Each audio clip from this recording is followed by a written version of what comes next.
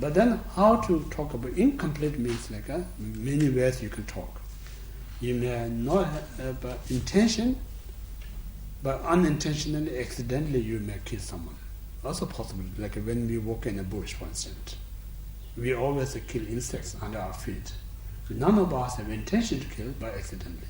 That still is a killing, non-virtuous, but it's incomplete.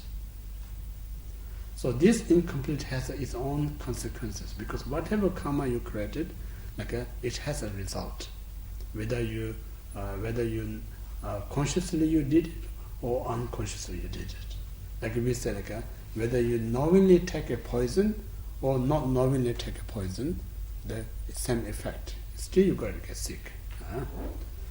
And then partial complete means you have a motivation and you kind of want to kill, a motivation to kill, and then you attempt to go and kill the person, and then somehow when you get that person no more there, and then you stop to killing. So it's a partial, because you have an intention and the action almost you went there to kill, but somehow or fortunately person no more there is a partial complete.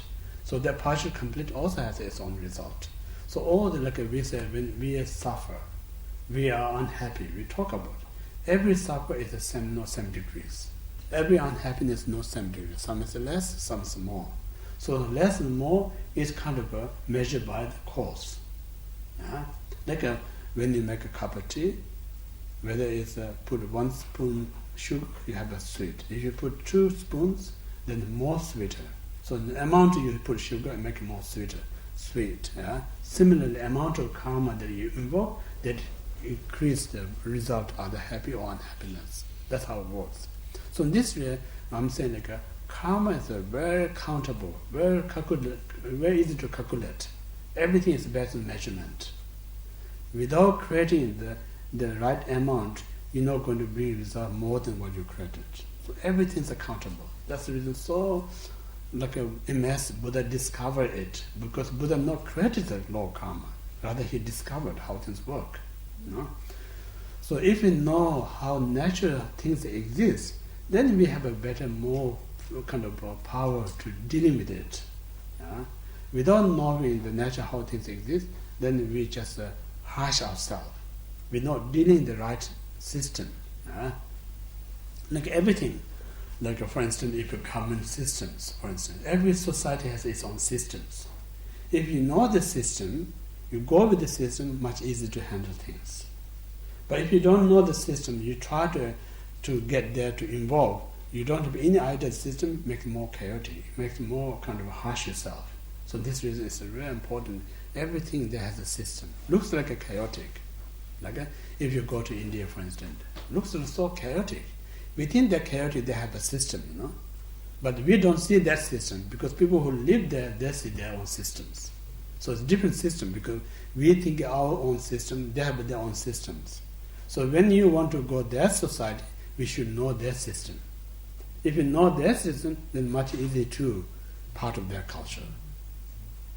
Same like Indian people come here, they think about their own way, they cannot mix much in this place. They need this system to kind of, blend in, to blend. So this is everywhere. Even you visit a different society, different family, different organization, to how to blend it in is don't bring your own personality or don't see system. You just look at the system. If you look at the system, within that system, it's much easier to blend in. So that makes it really easy, So sometimes we don't see that because I need to be in my system, then others have a system, they clash. So that's the reason. Nature is so important to learn these things. So that's a killing one. Now stealing, second one. Again, first one need to motivation to take others' wealth. Second, many ways where you take others' wealth. One is like a forced way to rob the person's wealth. Forcefully robbing that one. Another is like a quietly, without knowingly, go and steal things. Third one. And the fourth is like saying something nice things, and then your goal is you get what you want. Also stealing, So whatever where you take things others belonging to yourself, without really having the person's intention to give to you. So remove that wealth from that person's possession to yourself. Now you own it. That's the second one. And the third, when you got it, you don't have any feel remorse. Rather, you think, I'm really happy what I tried it, I got it. And then the person realizes, oh, somebody's stolen my things. I feel sad or unhappy. So when this happened, then you completed stealing. So that complete stealing is we call the complete negative karma. And then incomplete is like some of missing, what I explained. If you're not missing one or few of them, it's incomplete. So that's again kind of describe the degrees of negative karma. If you miss one, then partial and complete. If you miss a lot, then very small part of negative karma. So that's how count. Now third is the sexual misconduct. So sexual misconduct is like there's so many descriptions the sexual misconduct, but the main one is like someone who is not your partner, and then someone else's partner. So when someone else's partner, you do not respect that one, because some reason you attracted that partner, and then you develop this motivation, say I want to have a relationship with that person, first motivation. And then second, then you really try so many ways to the person attracted to you. Attracted to you, and then you have a sex intercourse, So sex intercourse, and then out of that you have some kind of experience of bliss. So when you bliss the sexual intercourse with the person, you don't have any remorseful about other ethically or other partner's point of view. And then somehow the partner found out your partner had sexual relationship with someone else. That's so heartbreaking, the person. So when that happened, you completed non-virtuous karma, negative karma. But then that's a complete one. Incomplete, you may have the intention, but you not submit. Or you maybe had some intersexual intercourse, but then afterwards you feel so regret, so feel guilt. So now I'm not going to do again. Also, it's incomplete. So this kind of. So these are, we call the three physical non-virtues. So these non-virtues are the real, genuine cause of our unhappiness and suffering. So what's the benefit out of it is like a mental negative, vocal negative, and physical negative are the real, every single that we experience unhappiness, suffering, the real cause, really seed, this suffering are these 10 non-virtues, nothing else.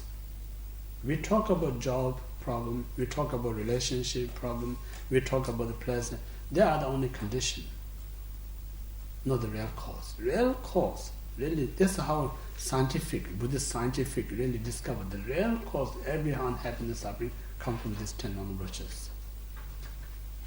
So if we really don't want this suffering, unhappiness, then if we know this cause, how it works, the cause and effect, we have the power to not to happen this suffering. So not to happen, we really need to work hard not to let this commit non-virtuous state. So this is what we call the Dharma practice. Dharma practice means like realize this action is the cause of suffering, cause of unhappiness. Now I need to, whatever cost, whatever effort, requirement, I must stop to commit these non-virtues. So whatever, so this no need to be in a, that's what I'm saying, practice means like no need to be in a holy, like Buddhist place. Even in our world, these things come in your mind, instantly you realize this is the creator of non-virtues. So if you let them independency, freedom, they're going to do it like that, just go on out and do the non-virtues.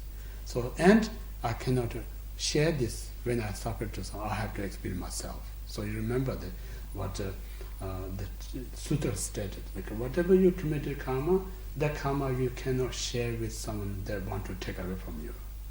You cannot put that karma on the soil. You cannot put on the rock. Nothing can take away. You only the person have to take away. Yeah? So in this way, if you really have a good understanding of karma, that moment, possibility, you're a really good Dhamma practitioner. Really great Dhamma practitioner comes once you have a very clear view of raw karma. Then it's possible you're a good Dhamma practitioner. So to develop that, we need to plenty of time to reflect, analyze, make sure we have a really genuine realization of this karma. Yeah? So without understanding karma, almost impossible we become like a good Dhamma practitioner. Almost impossible. So really make a great Dhamma practitioner, someone who has a really good understanding of karma, and then based on that principle, you live your life, whether you say I'm Buddhist or not, you are the practitioner. Yeah?